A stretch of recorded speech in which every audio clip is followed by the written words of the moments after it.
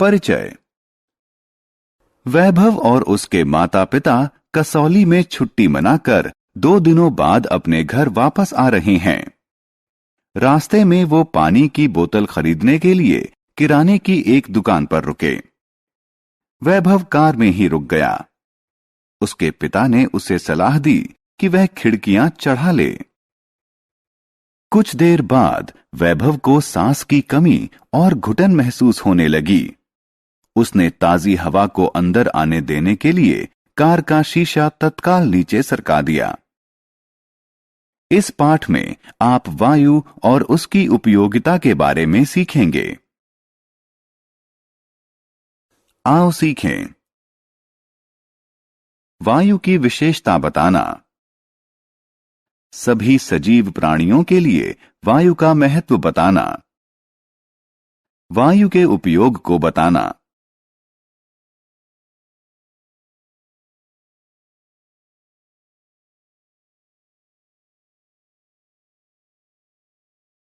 वायु की विशेषताएं।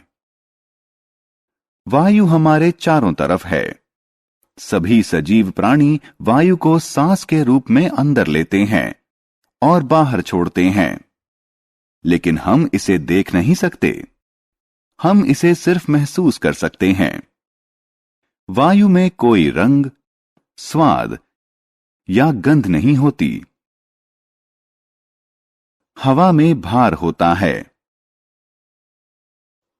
हवा से भरा एक गुब्बारा लीजिए और इसका वजन कीजिए। अब हवा निकालकर गुब्बारे को पिचका लीजिए। फिर से इसका वजन कीजिए। आपने क्या पाया? गुब्बारे में तब ज्यादा वजन था जब इसमें हवा भरी थी। इससे प्रमाणित होता है कि वायु में भार होता है।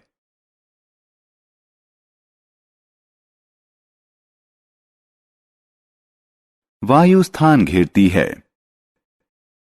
एक गुब्बारा लीजिए और इसमें हवा भरिए। गुब्बारे का आकार बढ़ जाता है। अब गुब्बारे में एक पिन चुभा दीजिए। आप क्या देखते हैं? गुब्बारे के अंदर की हवा छेद से बाहर निकलती है। गुब्बारा चपटा हो जाता है। इससे प्रमाणित होता है कि वायु स्थान घेरती है।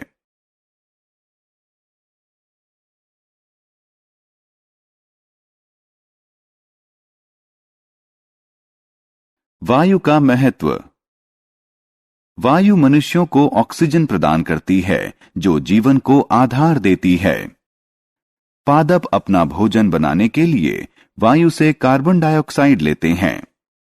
जंतु के अस्तित्व के लिए ऑक्सीजन जरूरी है। वायु का उपयोग। चलती हुई वायु को हवा कहते हैं। हवा बादल को गति देती है, जिससे वर्षा होती है।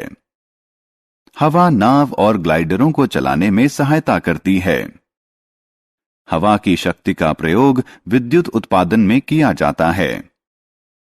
हवा की शक्ति का प्रयोग जल भरण में भी किया जाता है। हमने क्या चर्चा की? वायु में कोई रंग, स्वाद या गंध नहीं होती। वायु में भार होता है और यह स्थान घेरती है। वायु सभी प्राणियों के अस्तित्व के लिए जरूरी है। गतिशील वायु को हवा कहते हैं। वायु शक्ति का प्रयोग विद्युत उत्पादन और जल भरण के लिए किया जाता है।